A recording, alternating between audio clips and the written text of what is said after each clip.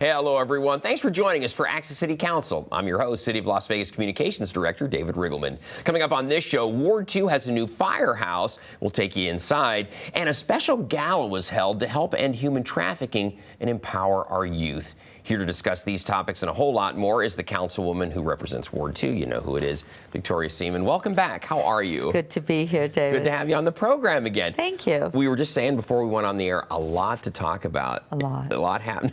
So we're going to jump right in here. Councilwoman, you know Ward 2 very well. It's your stomping ground, my stomping ground too, actually.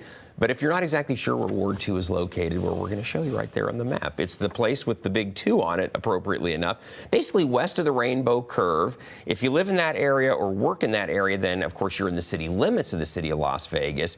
And, of course, if you're a resident there, you're represented on the city council by Victoria Seaman. And we were just talking, too, that area west of the 215. We're going to talk a little bit more about that later in the show. Fire station out there growing like crazy. It's growing like crazy. It's going to continue to grow. And I look at the map and I see there's still a little area that we're building out in. I know. So it's going to grow exponentially in the next few years. We're going to talk some more about that. There's a fire station out there that we're going to help you see and visit here in a minute. But Councilwoman, we have a new sheriff literally in town. Kevin McMahill took over at the first of the year. He recently had his State of the Department address, kind of like our State of the City here at the city. That was back on February 8th, and you attended. You heard what he had to say. What were your thoughts? He's very inspiring. He really cares about this city. I love that he talks about injecting humanity. Not only does he care about the constituents, but he cares so much for his officers. And I think he has a great vision, and I'm looking forward to working with him. I did meet with him in my office last week, and he's very inspiring. And like I said, he really has a heart for the community. You had posted these pictures on your Facebook page. You attended out there. And I think sometimes if people are new to the area, they're maybe a little confused jurisdictionally how things work here. The city and the county fund the Metropolitan Police Department, but they're a separate agency with a separate elected sheriff, but they're the police department for the city of Las Vegas and unincorporated Clark County as well. That's correct. So Sheriff McMahill, new on the job. Seems like we're already forging a great partnership between the city and him. He's been on some of our other city programming here as well.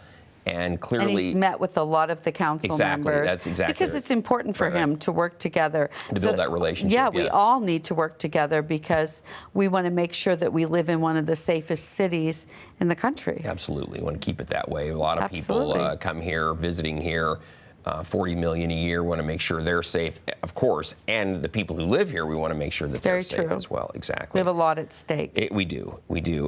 He's a veteran of the police department. Had been with Metro, and then ultimately was elected sheriff when Governor Lombardo moved on to take the governor's seat. He was an undersheriff at one time. Exactly.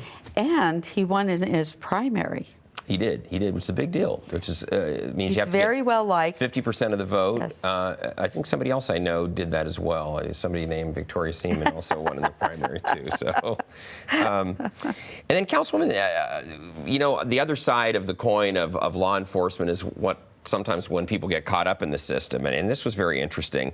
Back on February 8th, the same day, also on Facebook, you had posted about the Veterans Treatment Court. And you'll have to tell us more about this, but my understanding, it's a court for veterans who find themselves kind of in repeat trouble with the law for whatever reason. Correct. And this isn't like a revolving door situation. This is a treatment court where they go through a very rigorous program that they have to, and then their record will be expunged, would you call it? We owe it to them.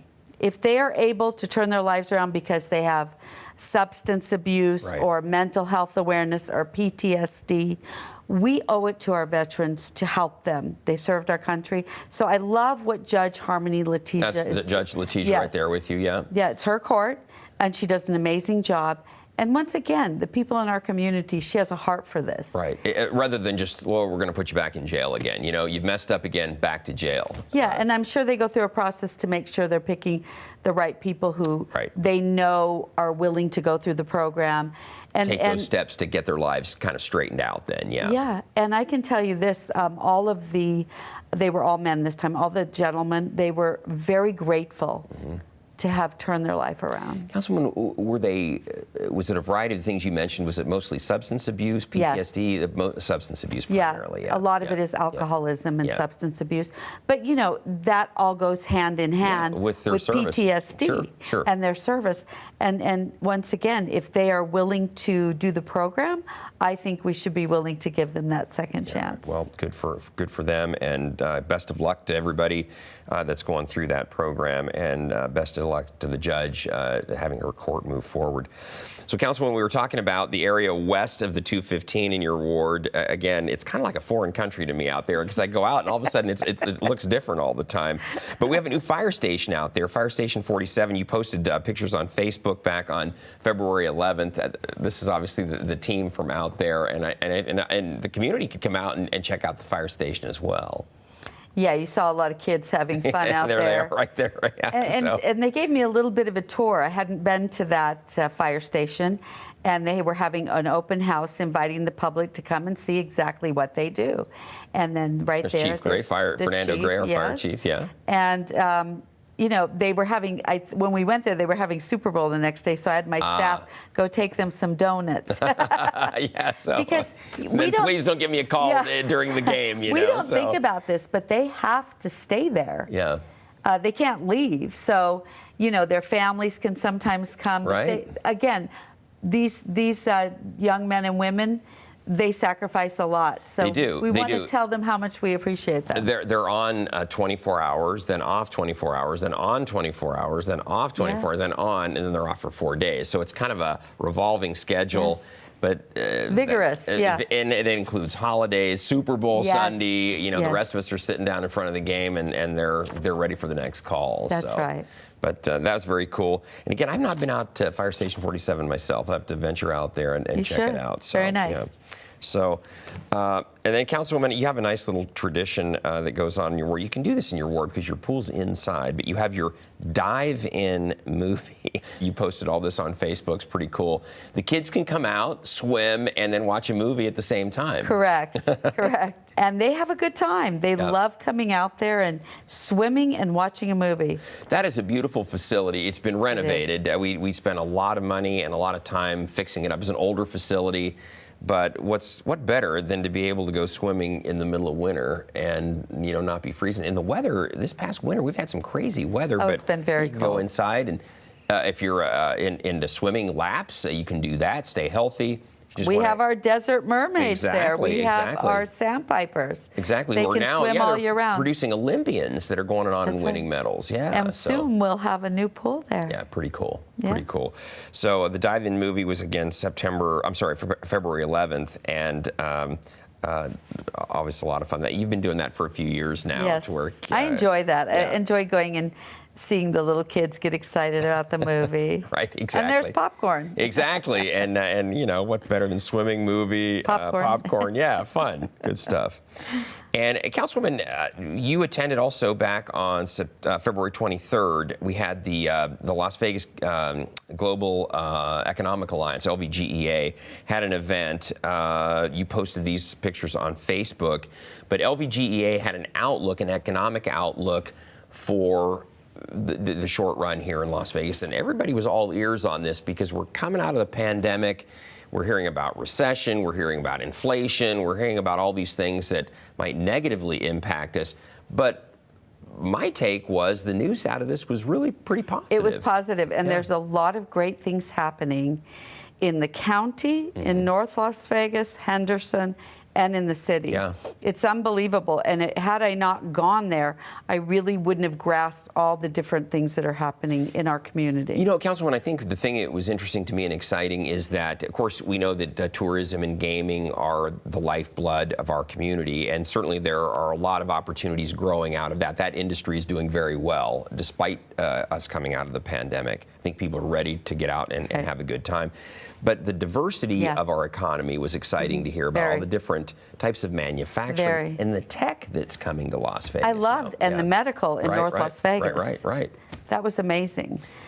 So I'm really excited about what we're doing, and we have rebounded. I don't know what other cities are doing, but I know that we've handled the pandemic and rebounding very well. Yeah, and that was so encouraging, and it was a relief to see, because those of us that were here during the recession months back, you know, 2008, 9, 10, those years, boy, those were dark times in Las Vegas, and it took us a long time to recover as a community following the recession. But the pandemic was a different experience. It was a different experience, and it's nice to see that businesses want to come in and medical facilities, all the diversity that we saw, and come into our city and invest. Right. So we're doing something right, that we have so many different types of businesses that want to come and invest here. Yeah, so true, Councilwoman. And the other thing, too, is that it really helps kind of set a path for preparing our workforce, education. Right. What do we need to have the young people studying? What do we need to have available to them so they can fill all these different jobs that are now finding their way to Southern Nevada? And the growth here, we need to have those medical facilities. Right. We need to have, like you say, the workforce, because we're growing so fast. Yeah, it's incredible. And again, we've survived a global pandemic in pretty good shape. So very good. It was rough times there back in 20 when everything was shut down. It had that feel of the recession all over again. But we've weathered the storm, and again, the LVGEA's outlook was very positive. That panel that you saw, experts talking about how they were kind of what they saw in their crystal balls as far as us moving forward. And the message was overall very, very positive and very encouraging. Right. So, we had some great leaders, by the way, on that panel that discussed what was happening. Yeah, to get us through everything. And then every February, Councilwoman, is Nevada Reading Week, and you always take part in this. You know, I think you're out there with Cat in the Hat I've seen and stuff like that. Dr. Seuss Week, right? It's his birthday. Right, exactly. Here you are. Yeah, there you see. There you go. You can't miss the Cat in the Hat. And, you know, I love those books, and so do the kids. Everybody does. Love exactly. them. And the Cat in the Hat comes back, and all the rest of them too. So you read at several locations, though, right? Several of our Safe Key schools, and then I also read for a school downtown with CCSD. Very good. You know, I just really enjoy reading to kids. I enjoy meeting them, seeing what they're doing. They're excited to see people come in and read to them. Well, and the idea, I think everybody is aware, maybe you're not, the idea is by reading to young people, it's going to hopefully instill a love of reading in them, and they'll embrace it, and then around that will be a love for learning that follows close to that, and hopefully it's something that they'll carry with them all through certainly their academic lives, but then into adulthood as well. So, Councilwoman, when you read, do they suggest you read Cat in the Hat, or do you? Well, I ask them. Yeah, I pull up the books. I have like 5 or 6 books, and ask what their favorites are, and then I read whatever they want me to read. Yeah, and I have so much fun doing it. Yeah, it's good. Even stuff. if they've heard it before, they want to hear it again. Yeah. Like you say, it just gets them interested in reading. Exactly. And obviously a lot of them are reading because they knew the books. Well, sure, and you know, Cat in the Hat and all the rest are oldies but goodies. They were around when you and I were kids, and still going strong. All these years later. So. And I should also mention, too, that a lot of people here at the city, in addition to yourself, went out and read to students all across the school So many people were reading. Yeah. I was watching it all over social media, and I was happy that everybody was getting involved. A lot of fun. And then, Councilwoman, back on February 26th, you had posted this on Facebook. You were at a special gala. You'll have to tell us all about this. The idea is to combat human trafficking, right? That's correct. So Be a Shero is an amazing organization that partners with other nonprofits to get them the resources they need to help those that got caught up in human trafficking. And a lot of Metro was there to talk about the everyday things that they do and how horrible this problem is across the country. Right. And organizations like these partner with Metro as well as other organizations. In fact, that's how I met Cheryl, who's Be a Shero. She's the head of the group, yeah. She was the head. And I actually met her when I was recognizing the Human Trafficking Task Force with Metro. I recall, because she works right. very closely with them. And I think that's important. And this is one of the things that I admire about the work that Metro's doing. They partner with groups that can help them and that they can help. So this is one of the things we do in Las Vegas that I haven't seen in a lot of places. Yeah. I think we've talked about this in the past, but Las Vegas, because of the nature of our tourism economy here, human trafficking is a problem here. It is a problem.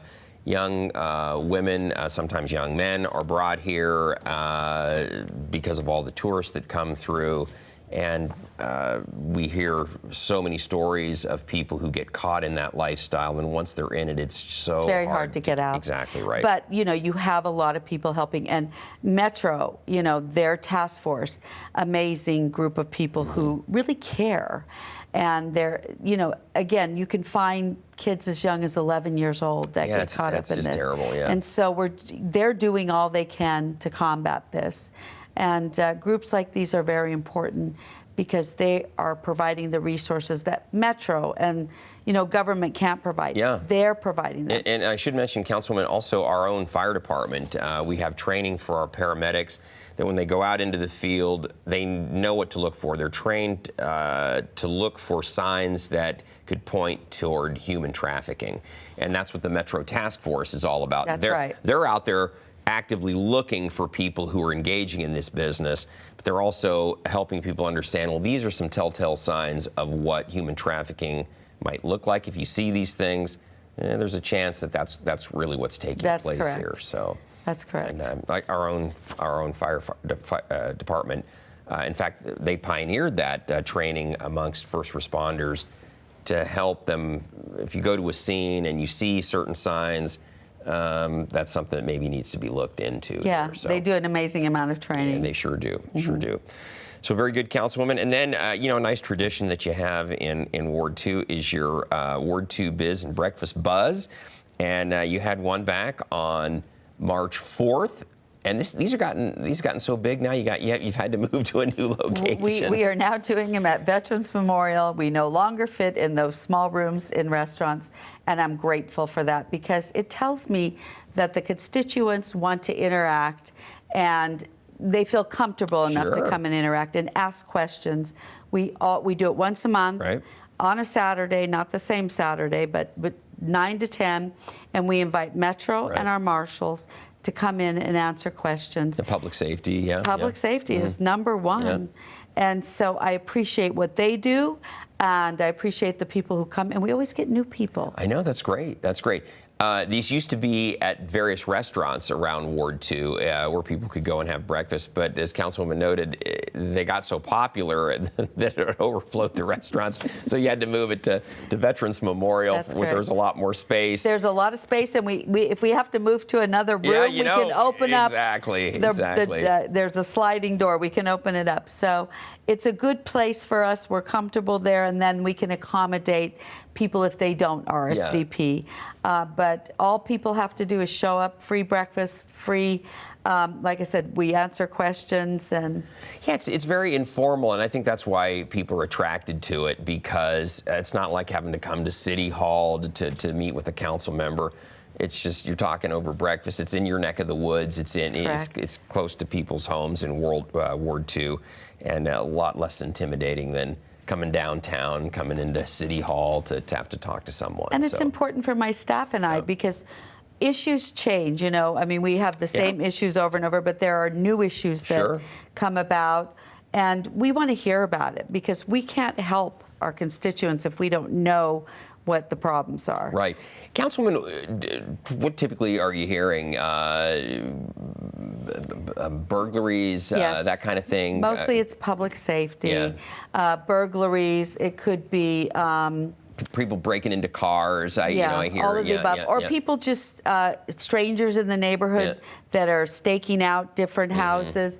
But the good news is we also have Metro there and the marshals to talk about safety tips. Yeah, exactly what you should do to protect yourself. We talk about how to report things if it's not an emergency. Right. And then we talk to them about new things that Metro is doing or things that they didn't know Metro is working on. They'll let us know where the high crime areas are that maybe Metro doesn't know about, and then they'll put somebody in that area. Pretty much they know what's going on, but there are certain times where there are certain areas that are hot spots. Right. And as you say, Councilwoman, it kind of can move around sometimes. It does, One neighborhood cannot have any issues. All of a sudden, for whatever reason, some of that element will find, we're going to target this neighborhood and come in and see what we can get away with. Correct. And Captain Sims in the Summerlin Command he's great. is very good about working with me and letting me know what's happening in different hot spots. And I just think they're doing the best they can, and we're trying to keep people safe. I believe we're working on doing a town hall as well, and I will be doing a town hall, teletown hall with Sheriff McMahill in the next few months. Very good. And of course, we'll tell everybody, we'll give you all the details of where and when and how to take part in all that. Yeah, we're just working on it right now. But I think it's important, and that's kind of the information we get from the Breakfast Buzz. Okay, maybe now it's time to do a town hall, especially because we do have a new sheriff, and they have questions they want to ask. And that's the thing. It's an opportunity to share. A councilwoman wants to hear what the issues are in the neighborhoods. You're the eyes and ears, and of course, Metro and our marshals, the same thing. They're all ears as to what's going on so that they can get out there and prevent anything else from going on. So, correct. You've got another Breakfast Buzz coming up April 8th. 9 to 10. Veterans at Memorial, Veterans. 9 o'clock. Please RSVP if you can. I want to have enough food for everyone. Ward 2 at LasVegasNevada.gov. And then, Councilwoman, last but not least, we've got to talk about art in the park. It's time to do it again. April 22nd, Councilwoman, all day. It's our new tradition in Ward 2. We do it twice a year, and you don't want to miss it because they're all local artists with a whole lot of new art. Yeah, and Councilwoman, not only is the art out there, but there's food trucks and face painting, jazz music, wine. Yeah, very cool. And it's a nice day in the park. It is, and April 22nd, that's going to weather will probably be spot on that day, that time of year here in Las Vegas. We got a new playground there, right? Oh, that's, there's children there all the time, all times of the day. And that tells me that they're really enjoying that new playground. Yeah, that's a nice park, right at the corner of Rampart and Vegas Drive. There's beautiful tennis courts there. Beautiful. You've got the sports park, which is over behind it. And then the Bruce Trent Park is out in front. And then I think it's on Wednesdays where they have the farmers market. Farmers market is, because I live right near there. And you get that. Sometimes they're cooking things that just smell so good. It's just you're not gonna pull in here, So it's a lot of fun. But you've brought this tradition. How many is this now, Councilwoman? Gosh, it's been a few now. 1, 2, 3. I think this is our 4th or 5th. And it's nice because there used to be another community. Boulder City had an art fair. But you had to go clear out to Boulder City. No, we're not doing that. We brought it to the west. Exactly. You don't have to drive as far. Exactly. That's it's right in our neck of the woods. And it's local artists. Yeah. Amazing things to see. So I encourage everyone to come. And again, just walk through, listen to the jazz music, have some wine, food trucks, and just enjoy the day. Exactly. The day. It's 10 to 4. Yeah, exactly. 10 to 4, April 22nd, Bruce Trent Park again, Rampart and Vegas Drive there. Councilwoman, the half hour always goes by very quickly. It always does, especially when there's a lot to talk about. But hey, we want to tell everybody out there that we always want to hear from you. So if there's something you'd like to share with Councilwoman Victoria Seaman, you can find her on Facebook, Twitter, and LinkedIn. You can also contact her by picking up the phone, 702-229-2420, or send her an email. Her address is ward2@lasvegasnevada.gov. at lasvegasnevada.gov. And she or one of her great staff, David or Marianne or Brian, will get right back to you. And hey, you're the eyes and the ears out there we mentioned. If there's something going on, the Councilwoman and her team definitely want to hear about it so that she can address the issues. We definitely want to hear from our constituents. Well, Councilwoman, we're going to have you back in another 6 weeks for another update from Ward 2. It'll get here awfully quick. In the meantime, yeah, you've got quite a bit going on here, so try to get a little rest in there. Okay. We'll rest when it's 110 outside. Right, exactly.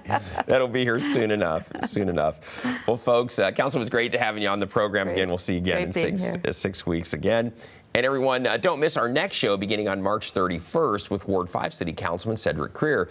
You can now catch all of our KCLV shows on Apple TV, Roku, and Amazon Fire. Also, watch for our QR code during the closing credits of this show to download and subscribe to our newsletter. And don't forget, you can watch us live on the internet at kclv.tv. Thanks for joining us, everyone. We'll see you next time around.